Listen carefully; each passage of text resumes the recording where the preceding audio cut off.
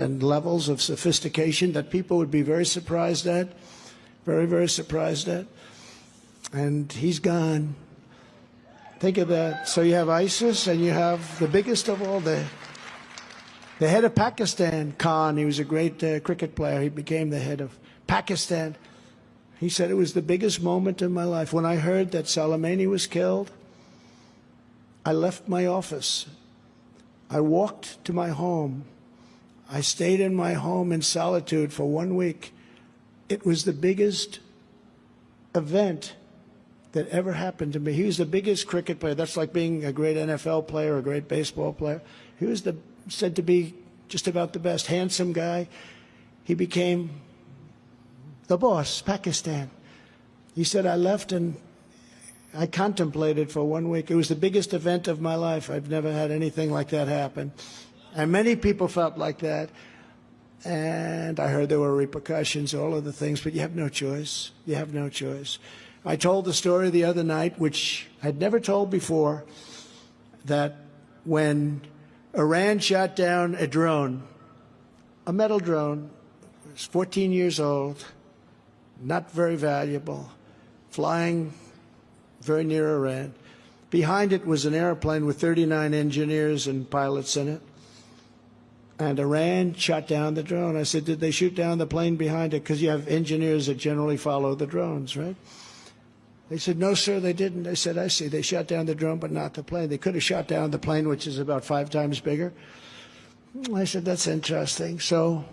But we had to hit them. So we hit them quite hard. We knocked out their radar and different things. And we heard some word back from them, because I made the statement that if they hit us back, we're going to do things to them that they've never thought possible. And Iran, this is Iran, the same Iran that's wiping Biden's face in the mud. They called us up, and first time I told this story was a week ago. They called us up and they said, listen, we have no choice. We have to hit you, because we have our own self-respect. And I understood that. We hit them. They got to do something. We're going to launch 18 missiles at a certain military base that you have. And you remember that night. Interesting night. I was the only one that wasn't nervous, because I knew what was going to happen. They told us that don't be concerned. We're going to launch 18 missiles at your military base, but none of them will hit the base. These are very accurate missiles. These are missiles that essentially never miss. They're very reliable, very accurate. 5 of them blew up in the air, didn't make it, and the others hit outside the base area. You remember that, Louis. You were there, right? Louis was very nervous. I wasn't nervous because I knew something that Louis didn't know. So they told me that they were going to hit us, but they just had to do it.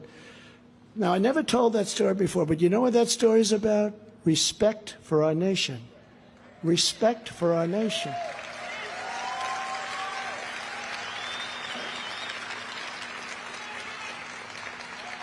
So we have a